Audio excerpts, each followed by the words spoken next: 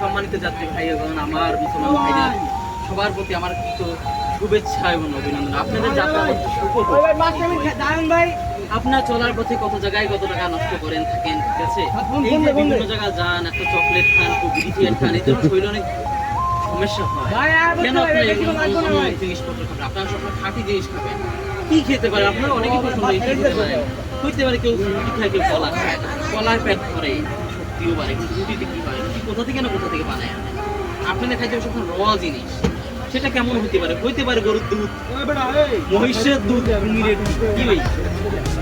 আবারও হইতে পারে বনের গহীন জঙ্গলের, হইতে পারে সেটা বান্দরবনের, বা হইতে পারে সেটা লামার খাঁটি মধু।